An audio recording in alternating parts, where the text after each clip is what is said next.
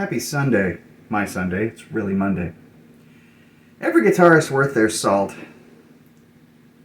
Every guitarist should know how to play at least one classical piece all the way through. And in my time, I've learned a few. I mean, there was one year where I took an entire year off of playing electric, a little more than that, really, and didn't do anything but practice on classical studies. When I was 14 or 15, I heard Andre Segovia, Volume 3, the Segovia Collection, Volume 3, my favorite works. And on that, he played some of Fernando Soares' Studios studies.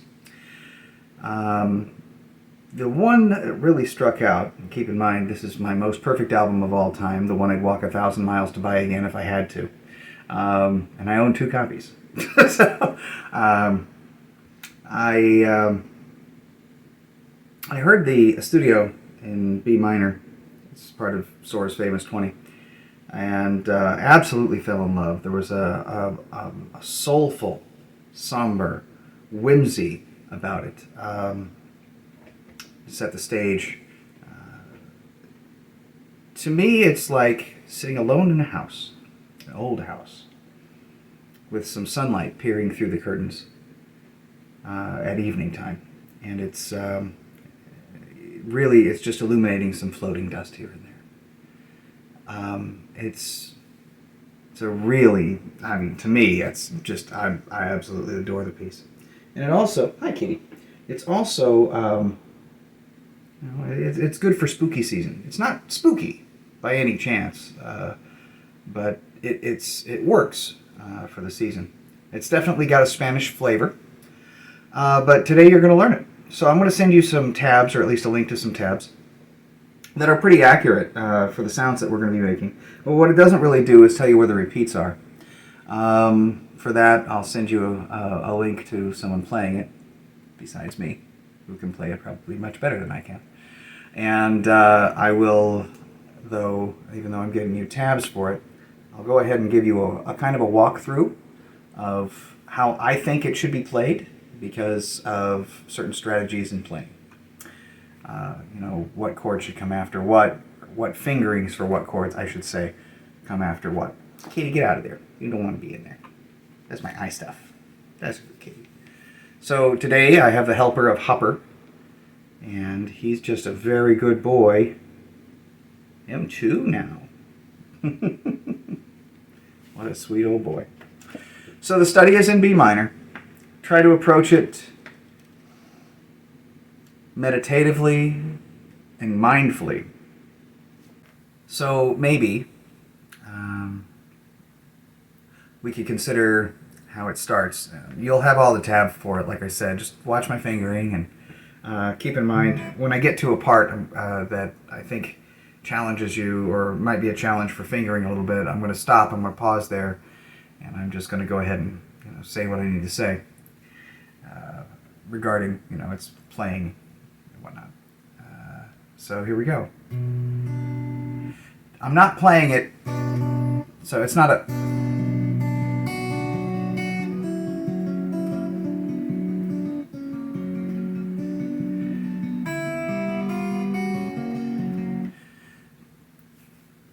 Rest on some of the notes.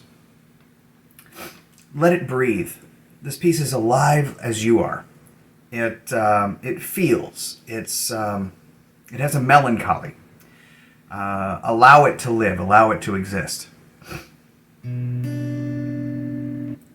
Feel that. Don't make it a strict time. Or 1, 2, 3, 4, 1, 2, 3. No.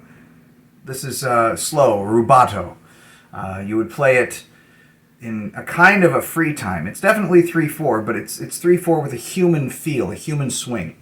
And that's the romantic quality of it.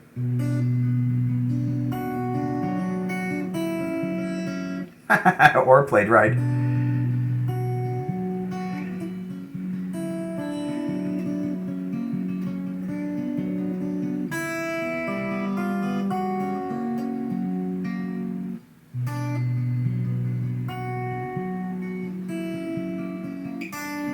you shift to G minor or G major here, it's the same fingering as the F sharp minor or major,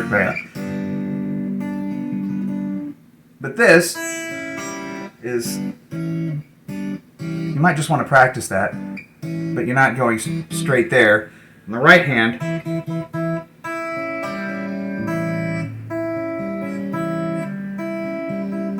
I even wait to put my index finger down, so until I need it. So that's index finger, thumb. You know, P, M, I, A, whatever you want to call it, the good old classical guitar stuffs. So on that second one,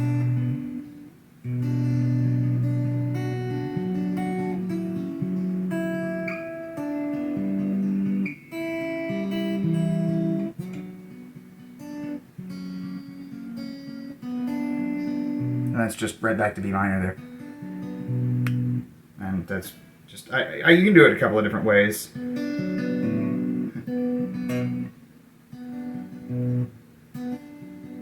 Probably be the most classical way.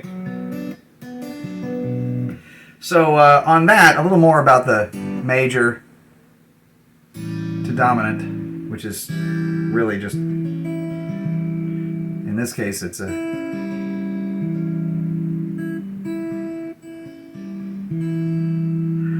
what the heck would that be? 6, major 6, or minor 6.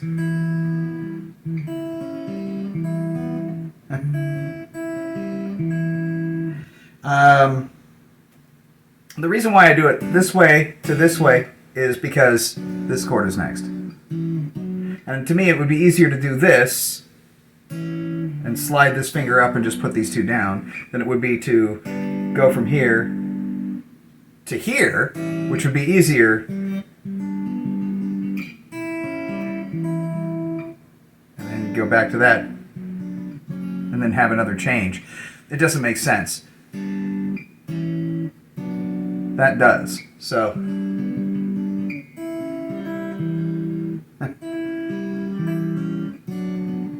fact, just like I've been doing, practice this little chunk.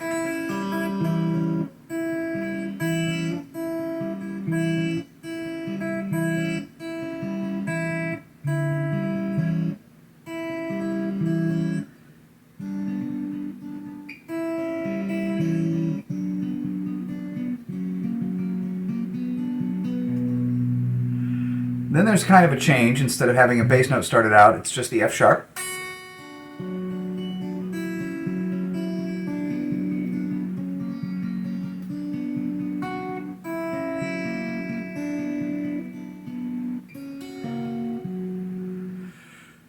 To a happier place.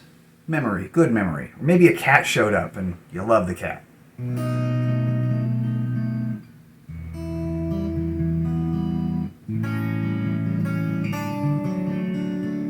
See that? Because this doesn't really work. Does, as if you're doing this, and you are, but this is on the bass, so it's a second inversion, or first inversion. So once again, with the B dominant, E minor, A dominant, B major second inversion. Now this is an interesting one, which is really, you see that?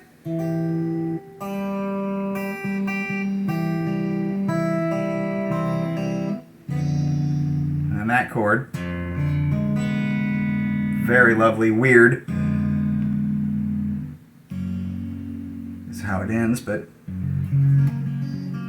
you can do it that way if you really wanted to be crazy about it.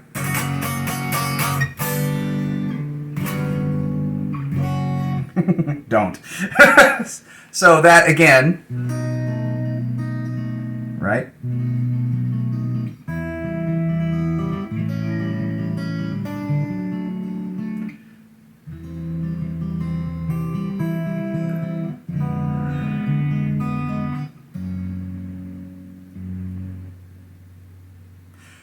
Again.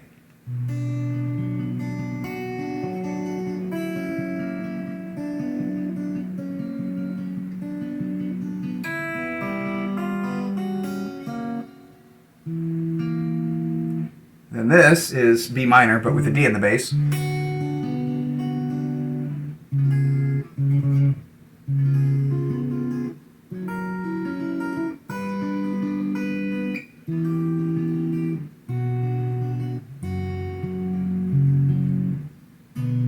Now I end it this way. It just says, and I don't believe in that. I also don't believe in ending it that way. I think that you need to stack the third in there for sure. Nope. It needs to have that note in there as well. And that doesn't need to be... It just doesn't work. You want to end it on a kind of a real final feeling. That's final. That's the end. So, as we end that...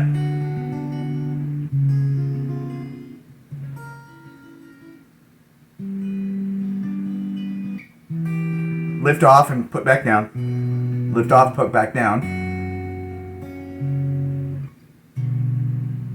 And at that point, you know, ooh, that's it. Now, Segovia and several other people, when they're playing it, play it from the third portion.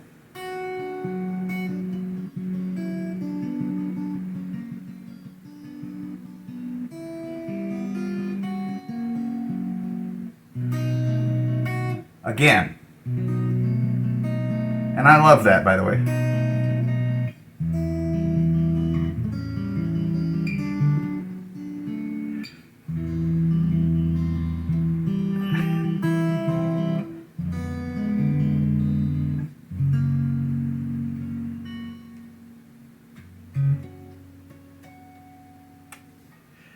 Without the...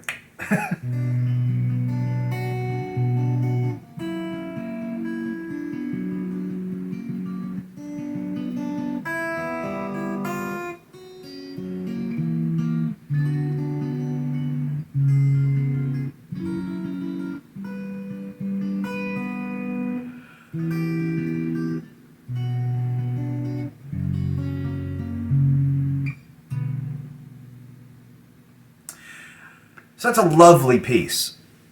It's, I wouldn't call it Romantic era classical. It was late classical era. Would have been written around the time of Beethoven. In fact, Fernando Soares called the Beethoven of Spain, or Spanish Beethoven. The Beethoven of the guitar, even more common. So, and there's actually, you know what? You could even kind of run a kinship with Moonlight Sonata, although that is significantly more difficult if you're going to play it in the correct keys. Although, you know, let's see.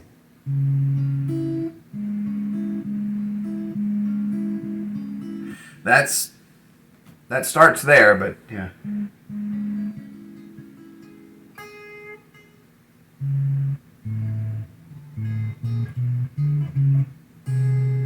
I don't know. I learned it a long time ago, barely, and just kind of racked my brain through it, but it was a nutty piece. This one is significantly simpler and has a similar vibe to it. So yeah, a melancholy, a whimsy, and don't ignore it. It's a good piece. It's challenging enough that most players would have some trouble with at least one part, and it gets you doing some finger picking stuff. I mean, if you wanted to jazz it up.